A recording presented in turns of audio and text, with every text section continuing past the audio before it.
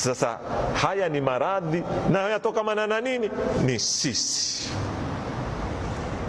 Katika kosa kubwa lilofanyika Kenya, na ambalo mpaka sasa wapiganaji uhuru wa Kenya, uhuru mpya wa Kenya, hawajaamua kuligusa, na Kenya haitakombolewa mpaka liguswe hili.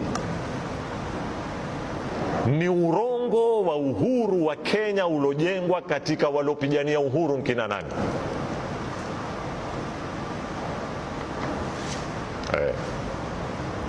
Siku Kenya itakapokufahamishwa wazi kwamba wale waambiwao wamepigania uhuru ni ndio zibaraka waloetwa na Waingereza, ndio siku Kenya itakuwa kihakika imejikomboa kwenye ukoloni.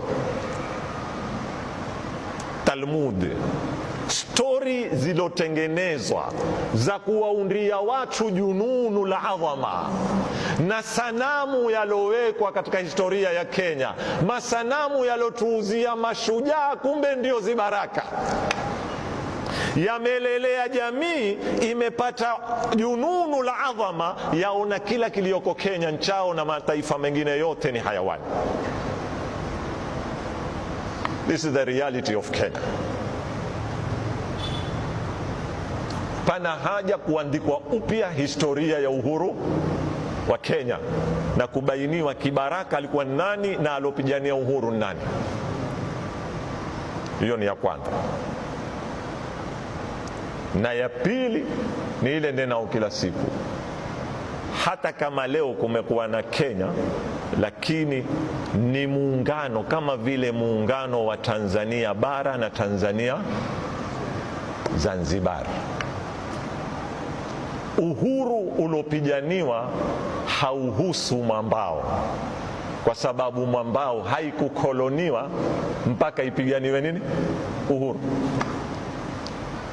Sijui tumeelewana vizuri sana.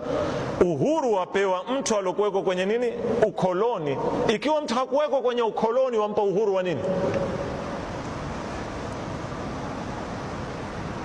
Hizi ni concept za kielimu, za kihistoria.